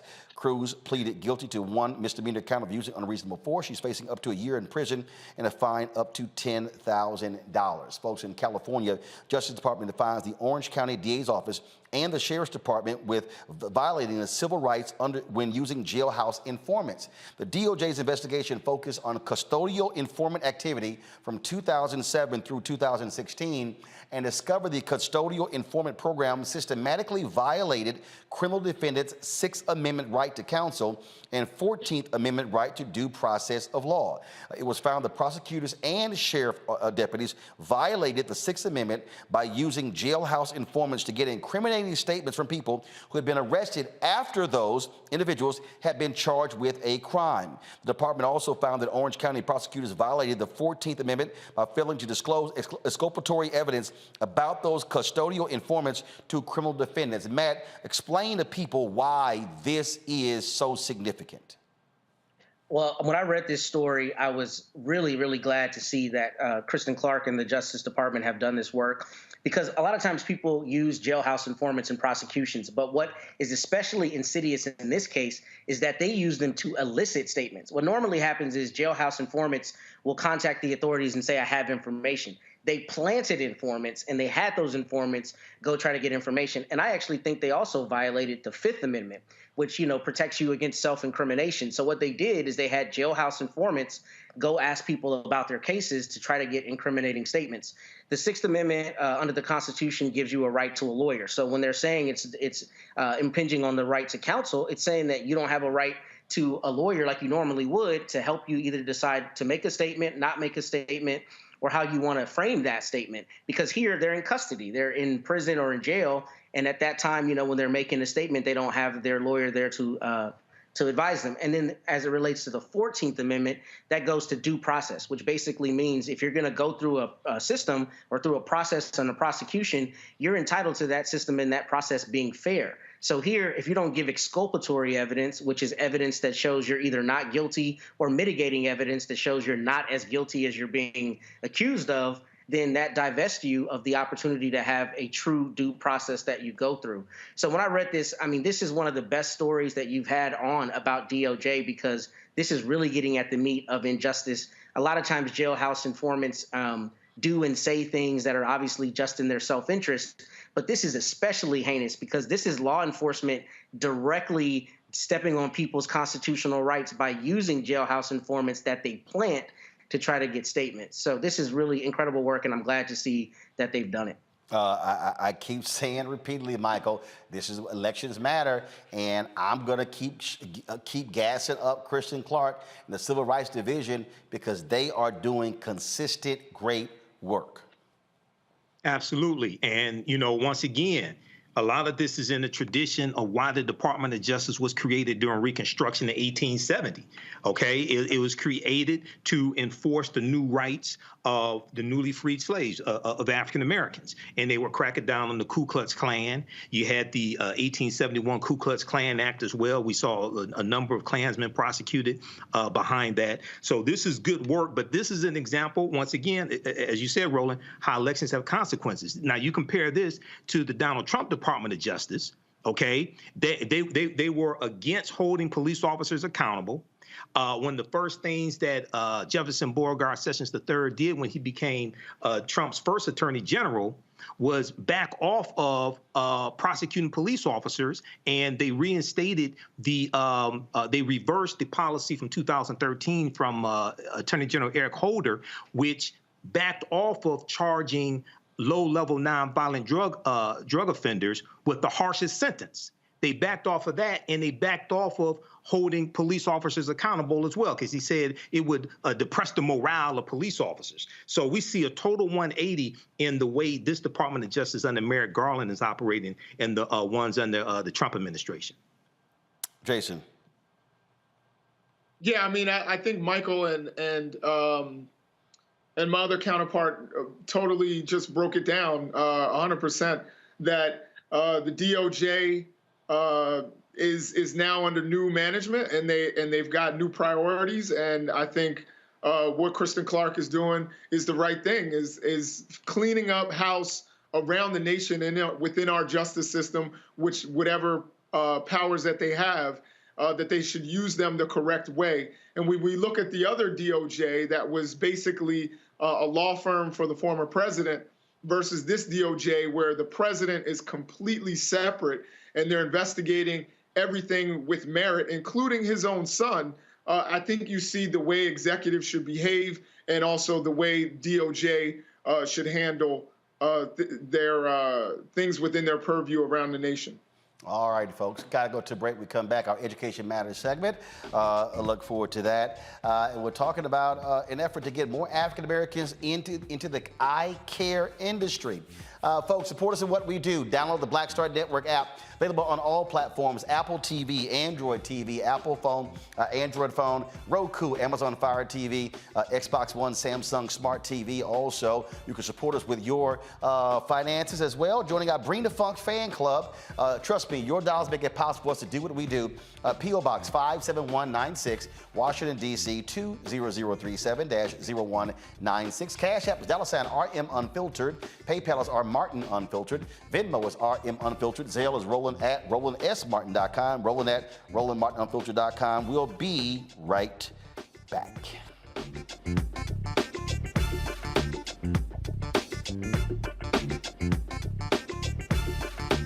When we invest in ourselves, we all shine.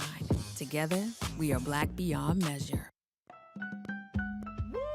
We're all impacted by the culture, whether we know it or not. From politics to music and entertainment, it's a huge part of our lives, and we're going to talk about it every day right here on The Culture with me, Faraji Muhammad, only on the Black Star Network.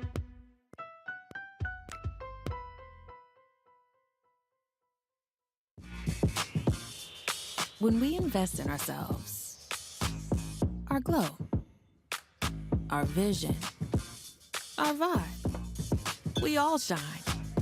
Together, we are Black beyond measure. So this is Roger Bob. I got a message for Roland Ascot Martin. Buddy, you're supposed to be hooking me up with some of these mascots. I'm sorry, ascots that you claim to wear. Where's mine, buddy? Hey, yo, Peace World. What's going on? It's the Love King of R&B, Raheem Devon, and you're watching Roland Martin, Unfiltered.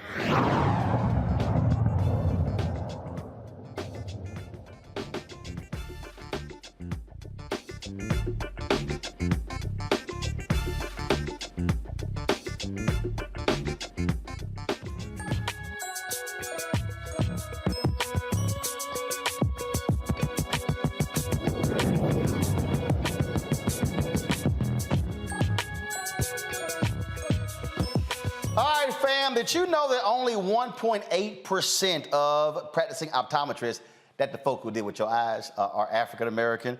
3.2% of students in optometry schools are African American, and 3.8% of faculty in colleges of optometry are Black. Black Eye Care Perspective wants to change that by creating a pipeline for Black students to get into optometry with their Impact HBCU initiative. Dr. Essence Johnson, Chief Visionary Officer, no pun intended, of the Black Eye Care Perspective, joins me now from Dallas to discuss how their program is going to help more Black optometrists. All right, so Chief Visionary Officer, okay, I got you. We see what you did there. First of all, what got you interested in going into this career? Because what often happens is, you know, this is an example of non-traditional fields, frankly, when you talk about for African Americans. And it's sort of like someone sees someone else doing it, then they go, wow, I didn't realize it, then they actually do it. So what's your story? Yeah, my story is very similar to that. Many of us, it is that first eye exam that we had that got us introduced into the profession of optometry. For me, it was going to a career day. And after hearing all this politics talk, I wanted to go and be a lawyer, but my grandmother told me I would go to hell for lying. So I needed to find a new profession. And going into that career day where I went into the dark law school or lawyer room and then going into this bright, beautiful room, and there was a lady standing there in a white coat. And she happened to be a Black female optometrist, and she told me all about the profession of optometry. And from that meeting, I fell in love. My new career path and future was set by going to that career day presentation in middle school. Wow, pretty cool. And so you've been an evangelist ever since. No, yes, I definitely like to say I like to practice and preach optometry. And a lot of that is what we're doing here with Black Eye Care Perspective. We know that if you see it, you can be it. And we're trying to have as many touch points as possible with students, particularly students of color. And that's why we've been partnering with a lot of eye care industry partners to touch these students in any place of the pipeline that they're at. Our most recent initiative has been kind of on this Impact HBCU bus tour with VSP, where we're going to the historically Black colleges and universities. And this year we have been able to go to Florida A&M University. We've been to Tennessee State University, and just today and yesterday I was on the College of Paul Quinn College. We were bringing their Eyes of Hope mobile vision unit to the campuses because we know that one, the eyes are the window to healthcare. They're the windows to just our education and our learning system. And if students cannot see well, they cannot do well in school.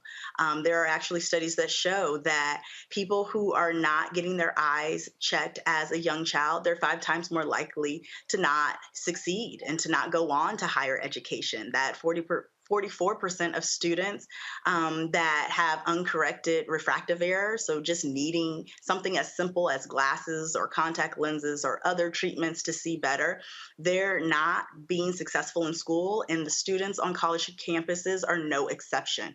So that is why we have done these bus tours, and we're bringing the clinic to these campuses so that they're able to have affordable and accessible eye care, but also with the hopes too that if they see a Black doctor of optometry, one, they won't be 30, 40, 50, 60, even 100 years old, waiting to have their first eye exam and waiting to see their first Black doctor.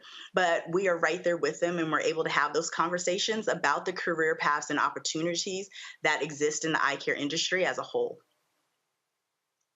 Wow, good, very strong there. Let's go to our panelists. They've got questions. Let's see here. Matt, go ahead. Since you're there in Texas, Matt. Yeah, so my question is twofold. The first is for any student at an HBCU who's interested in doing optometry, what classes do you suggest they take, or what major would you suggest? And then the second question is there actually any subsidy for their study, or is there like a financial element to help students who sign the 13% promise to actually go on to optometry school?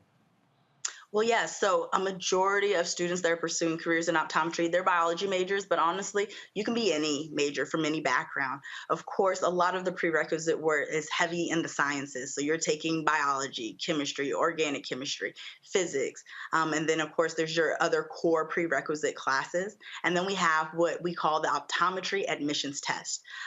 There are 23 schools and colleges or schools and universities out there for optometry. And some of them are even OAT optional. So if you have a high enough grade in GPA, you don't even have to take the optometry's admissions test, or if they have geared it around if you are interested in maybe other areas of healthcare. So you took that MCAT, you took the DAT, you took the pharmacy test or the GRE. You can also use those to apply to optometry school. Then with Black Eye Care Perspective, we've created this virtual pre-optometry club. So some campuses, they're able to have a pre-optometry professional society or a pre-health club, but we made one that is virtual. So even if you have those clubs on campus, you can join us virtually on the 13th of every month and be with a community of students and doctors and other professionals that want to see you succeed and survive in this profession and in this journey, even after you get into school, you get through school, you graduate. And with a lot of our advocacy work, there has been an increase in financial support for students. Before, many of us had to lift that burden by ourselves, but there are more opportunities for students to even get full ride tuition, all tuition paid at some of the schools and College of Optometry, increasing the amount of scholarships that are available, but also being a part of the club, we're showing them where those resources are. Oftentimes, as a pre-optometry student, we discount ourselves as becoming incoming graduate school students. And a lot of those scholarships or grants that are geared to graduate students can also apply to those students that are applying to optometry as well. And then we reward our students that are in our pre-optometry club by having them apply for a matriculation grant. We also want to celebrate them in the spring of every year with our signing day. So just like in sports, they have that opportunity to announce what school or college that they're going to in the fall. All right, then. Michael. All right, Dr. Essence Johnson, thanks for coming on and sharing this information. And, thank God for optometrists, because I've been wearing glasses since kindergarten. So can you talk about... Damn, you've been blind since kindergarten? Damn! You came out the womb with some jacked up eyes. Don't let them do Hey, I you have like a third eye though also to make up for it. I have a third eye to make up for it. No, you need to focus on them too. Go ahead with your question. All right, Dr. Essence Johnson, can you talk about some of the career opportunities being an optometrist and like what the demand is going to be like for the next 10 years, earning potential? And also, if you could quickly talk about the difference between an optometrist and an optician as well. Oh yeah, we can definitely do that. There's actually 3 O's in or in the eye care industry. So you have someone who's a doctor of optometry like myself. I went to undergrad, and then I went to optometry school, which is a 4-year program. And then you have that option to do a residency in your choice of specialty. My particular specialty is ocular disease. So I spent an additional year after studying doing that. You also have ophthalmology. So those are students that went to undergrad as well, and then they applied to med school. And then they went through their med school program, which is often 4 years, and then they matriculated into the chosen field or specialty of ophthalmology. And then that is divided out into many other subspecialties. So you can do general, you can do cataracts, you can do retina. There's just a lot of different options in ophthalmology. And then there are opticians. Opticians are our greatest support system. They can work in conjunction with optometrists or ophthalmologists. They can also work kind of individually. And many of them are working with the different facets of eyewear, in the dispensing, in the fitting, in the helping with the styling, the fashion pieces of it. So a lot of times, and most of the times, we're all working in conjunction with one another, in collaboration with opticians, optometrists, ophthalmologists, but also in collaboration and conjunction with all the other healthcare specialties as well. And then when we want to talk about just earning potential, they say the profession is saturated. I will say it is not. As an optometrist, you can practice in many different fields. Before, it was just private practice, but someone like myself, I practice in a hospital setting, in a community health. I also go to the jail. So the options are going to be kind of limitless, and there's also more options and opportunities for people who are entering the profession. So whether you're interested in younger people, children, older people, disease, specialty contact lenses, whether you want to be in a more organized organization, or if you want to go into private practice, there's a lot of opportunities that are out there and that are being created. And if you don't want to be in a clinical capacity, there's a lot of other corporate options, speaking opportunities, advocacy, that you can do as well as a doctor of optometry. All right, thank you. All right, everyone get to ask a question? Jason, you get that's right, Jason, you disappeared, you came back. So Jason, go ahead and ask a question. So I just wanted to know a little bit about your program where you are helping students, particularly HBCU students. And my question is, you know, I teach at a PWI and I teach in African American Studies. Is there anything that your program is doing for Black students at PWIs and other non-HBCU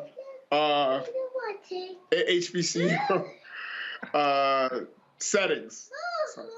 Sorry about that. Jason, this ain't hard, Jason. Just pick her up, sit her on your lap, calm her down, ask your question. See, you trying to sit here and push away. That's all you got to do. See, look, I got 6 nieces. That's how you do it. Now go ahead.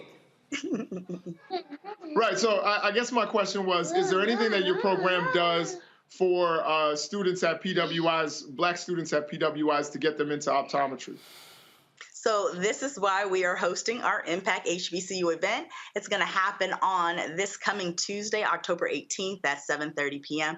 And this is our way to virtually touch everyone. We say Impact HBCU because we know about 40% of doctors that identify as Black come from those schools, but the other 60% are coming from PWIs. So we wanted to have an event where it touches everyone, where they are being introduced to Black doctors of optometry. And this year, we're going to highlight Dr. Janelle Davison out of Atlanta, Georgia, and Dr. Devin Sasser out of Maryland. And then we highlight the work that we're doing with our industry partners and with schools. This year is going to be the University of Pikeville, Kentucky College of Optometry. So I definitely encourage your students, all the students, everyone, everywhere, regardless if they go to an HBCU or not, to register on our website, blackeyecareperspective.com. sign up for the virtual event. Even if you're not up or you're able to attend, it's virtual. So that means it's going to be available for replay so that they can interact in the chat, get connected with the schools and colleges of optometry, get connected with other students or other alumni, other doctors that may have graduated from their school, and learn more about the profession of optometry, but also just learn more about the importance, especially us as Black individuals, as individuals of color, of getting a yearly eye exam that can truly not only improve your sight, but save your life. Thank you. Thank you so much. All right, then. Well, look, I certainly appreciate it. Thanks a lot. Again, give the website again for people who missed it, who want to get more information. Yeah, get more information about Impact HBCU, about joining our pre-optometry club. We even have a Black eye doctor locator. If you have not had your eyes examined this year, you can go to www.blackeyecareperspective.com. That's www.blackeyecareperspective.com. All right, then. Dr. Estes Johnson, thanks a lot. All right, that is it for us. I appreciate it. Matt, Jason, and Michael, thank you so very much for joining us on the panel. I appreciate it. Shout out, I don't have his number. How old is Anthony today? Anthony Hampton, who works for the show. Anthony is 35 today. He acts like he's 53. But he moves like he's 53. Anthony moves a little slow. Y'all know I ain't lying. Y'all know I ain't lying. I mean, he moves slower than Henry. No, I don't think he moved that slow. Here's his birthday, and so I want to shout out Anthony. We got a picture of Anthony or something? Anyway, we'll show y'all on Monday. So here's his birthday. And Henry, ain't your birthday coming up soon? Your 65th is when? Oh, you're not going to take a shot of the control room right now? What's up? You don't want to show the control room now? See, that's what happened, y'all, when you take a shot at the director. He don't want to take a shot of himself. So Henry's birthday is coming up soon, too. Yeah, trust me, Henry is older than me. All right, y'all, that's it for us. I appreciate all of y'all supporting the show, watching. Hey, don't forget, Monday, I am in Valdosta, Georgia. That's right. Let me find out where in the hell I'm at. Where am I going to be at? Let me give you right now where we're going to be, Valdosta, Georgia. I'm going to be there at the Mathis Municipal Auditorium, 2300 North Ashley Street, Valdosta. We're going to be broadcasting the show from there, and then we're going to be in Savannah on Tuesday. They are, of course, trying to put Warnock over the top. And so Valdosta, I want y'all to show up and show out. We're broadcasting live. I'll have copies of White Fear. I'll be autographing the book there as well, so looking forward to it. And so thanks a bunch. Let me thank all of y'all who support our show. All of you, but first of all, I'm telling you, every Friday, we show you the names of the people who contribute. Y'all are amazing. But look, we got to keep grinding. We need 2,000 people in October who give an average of $50 to raise $100,000. Because again, y'all, I told y'all, our monthly expense is about $184,000. In 2 weeks, we are launching our 24-hour fast streaming channel. We're going to be on Amazon's platforms. Y'all the first ones to know the contract was signed 48 hours ago. And so we are excited about that as well. And so great things happening here at the Black Star Network. We got 3 other shows in development. I can't wait to tell you about those shows. So your dollars matter. So be sure to send your check and money orders to P.O. Box 57196, Washington, D.C. 20037-0196. Cash App, $RM Unfiltered. PayPal's R Martin Unfiltered. Venmo is RM Unfiltered. Zelle, Roland at RolandSMartin.com. Roland at RolandMartinUnfiltered.com. You also, of course, download the Black Star Network app. All platforms, Apple phone, Android phone, Apple TV, Android TV, Roku, Amazon Fire TV, Xbox One, Samsung Smart TV. And of course, get your copy of my book, White Fear, folks. Let's make it a bestseller. It's available at bookstores everywhere. White Fear, How the Browning of America is Making White Folks Lose Their Minds. Ben Bella Books, Amazon, Barnes & Noble, IndieBound, Bookshop, Chapters, Books A Million, Target.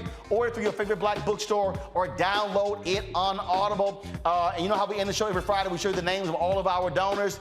We do it every single Friday to show y'all some love. Thanks a bunch. I'll see y'all on Monday. From Valdosta, Georgia. Holla!